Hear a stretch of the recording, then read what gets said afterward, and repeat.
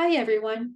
Thank you for joining me today. My name is Anna Ma, and I'm a master's student studying disability in AI at the intersection of science and technology studies and critical disability studies. Before I dive into my critique of Sonde Health, it's important to understand the theoretical perspectives I use that are drawn from science and technology studies and critical disability studies. For those unfamiliar with these two disciplines, STS investigates the interplay between social, political, and cultural values and scientific research and technological innovation. CDS views disability as a social, political, and cultural phenomenon instead of an individual medical condition. This approach stands out from traditional disability studies by its intersectional perspective that interlinks with other critical theories such as critical race theory and queer theory. So, why am I problematizing the use of voice analysis AI to diagnose depression? Well, many companies claim voice data collection is unobtrusive, which is increasingly turning voice into a new surveillance frontier, as suggested by Joseph Turow. Given the discrete nature of devices like Amazon's Alexa or Google Home, voice surveillance could become more pervasive than other surveillance forms. I'm concerned this could stealthily create a dystopian scenario of profiling based on AI generated assumptions of voice. The implications are worrisome, especially for depression identification due to potential stigma. In a private or for profit health insurance context, depression detection could impact costs or accessibility for those tagged as depressed and possibly enable non consensual targeted advertising. Many people would be affected by voice based psychiatric profiling. The World Health Organization estimates depression is one of the world's most common mental disorders and is the largest contributor to global disability. Regarding my case study methodology, I selected Sonde Health because of the extensive public information about its voice analysis technology. Unlike other startups, Sonde provides greater transparency through its developer documentation, research publications, and white papers. Crucially, Sonde's mental fitness app is live and can be easily downloaded. So let me tell you more about Sonde Health. Sonde is a well-funded, Boston-based health technology company that has received mainstream press coverage for purporting to offer objective depression monitoring and detection via its mental fitness app that records and analyzes a 30-second sample of the user's voice. Today, we'll be scrutinizing this app. This app employs audio signal processing and machine learning to analyze acoustic features from a user's 30-second speech sample. These acoustic features are seen as vocal biomarkers that are objective measurements made from speech signals that convey health or wellness information relevant to the speaker. Based on these biomarkers, the app generates a mental fitness score, claiming to indicate the user's psychiatric well being.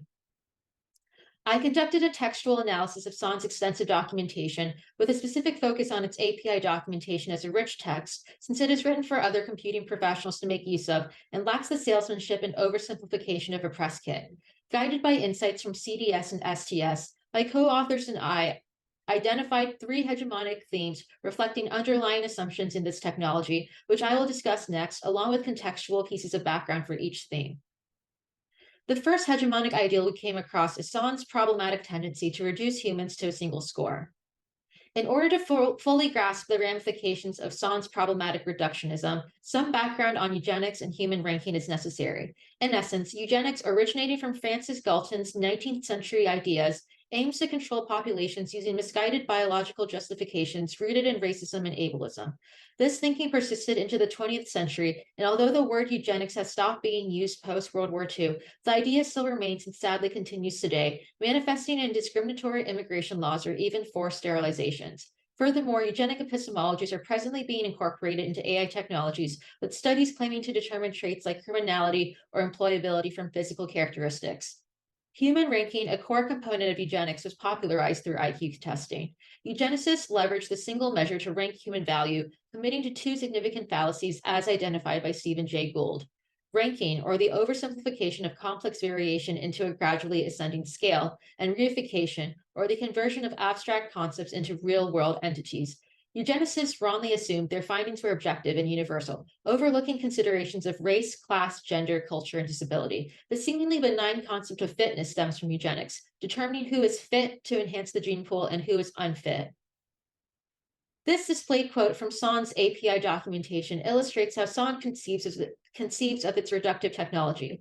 Sonde directly states that a higher mental fitness score implies stronger mental fitness and vice versa. It likens mental fitness to physical fitness, aiming to gauge one's ability to manage symptoms of depression, anxiety, and stress, all quantified into a single score. This resembles Stephen Jay Gould's fallacy of ranking concept, where complex psychometrics are oversimplified into a single well-ordered scale, a method that has historically been used to enact discrimination in various aspects of society. I'm not disputing the useful role of quantification in healthcare. However, the problems lie in aggregating different measures and oversimplifying mental health into one score, which obscures clinically useful information and endorses a eugenicist view of human mental state ranking. The second hegemonic ideal we observed in our analysis was that of the promise of objectivity. Drawing on notable STS scholars like Sandra Harding and Donna Haraway, this paper emphasizes that knowledge claims cannot be fully objective. Harding and Haraway employ feminist standpoint theory, which connects one's epistemic position to one's social position, particularly considering factors like race and gender. Instead of an unbiased view from nowhere that generalizes knowledge claims, this theory asserts that knowledge is situated, limited, and dependent on the observer's perspective, objectives, and interests, which are all shaped by their sociopolitical and historical subject identity. Thus, true objectivity in knowledge claims is unattainable, as knowledge claims mirror the specific sociopolitical and historical contexts they arise from. Sonde consistently promotes the objectivity of its technology on its website, including its API. It claims to provide objective and numerical mental fitness scores and to track objective changes in mental health and mental fitness via vocal biomarkers. However, as Amy Hamrai warns, concepts like universal, objective, and scientific operate as persuasive devices. I argue that Sonde's objectivity claims are mainly a marketing ploy to validate its technology. Sonde's not alone in this. Many tech companies downplay the influence of social location and identity on knowledge production. Many critics have pointed out that AI often projects an unfounded appearance of objectivity, which can problematically mislead authorities and users. The final hegemonic ideal we notice in Sonde's documentation is the belief in universal biomarkers. Sonde identifies 8 acoustic features in user voice recordings as biomarkers: smoothness, control, liveliness, energy range, clarity, crispness, speech rate, and pause duration. Sonde claims that these markers, which it labels as truly universal speech features, positively correlate with mental fitness. Like objectivity, STS scholars such as Haraway challenge the concept of universality, arguing that all knowledge is situated, local, and inherently limited. This theory of situated knowledge suggests that all knowledge is influenced by the circumstances of its production and the social identities of its creators, thus eliminating the possibility of truly universal or fully complete knowledge claims.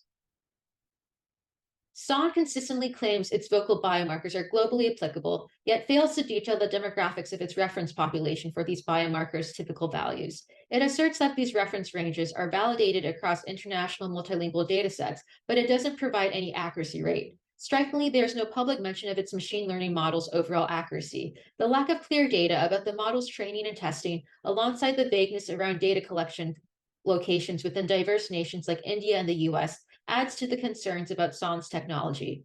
Furthermore, its universal biomarkers have been shown in academic literature to be culturally contingent, gender contingent, or based on ableist assumptions. While time doesn't permit a deep dive into each biomarker, our paper explains how Sonde's approach fails to consider differences like respiratory impairments, regional and gendered speech variations, native versus non-native speech differences, and cultural speech variations, among other oversights. I would like to stress that while I did highlight many of the ways that Sonde's mental fitness app fails to cater to a universal audience, I do not think the appropriate solution would be to simply broaden the scope of Sonde's datasets in order to include the data of the excluded groups. Echoing Anna Lauren Hoffman's critique on inclusion discourses in data ethics, superficial inclusion doesn't address deeper structural oppression. Simply including excluded groups in Sonde's datasets or making its machine learning algorithms more transparent doesn't fix the inherent issues with its single score mental health assessment, nor does it fix Sonde's problematic claims to objectivity and universality. The technology's ranking fallacy persists, regardless of inclusivity or explainability. This leads me to recommend that technologists should not only refine input data, but also understand the public interpretation of their machine learning outputs to prevent misinterpretation by non-technologists. A single score output like Sonde's may cause users to accept it without question. Therefore, improving data science isn't enough. We also need to improve HCI and UX design to foster critical AI literacy. Introducing measures like error bars to show the model's uncertainty would be a good place to start. Ultimately, I suggest that further research is required on responsible ways to present AI model outputs to the public. We also need technologists to view this kind of research as an integral part of their job in the machine learning lifecycle. Thank you for attending my talk. Please see our paper for more details on vocal biomarker critique, reflexivity, limitations, and future work. I would like to leave you with these discussion questions. What do we need for machine learning to be helpful for our health instead of harmful? And how can machine learning health technologies be responsibly marketed?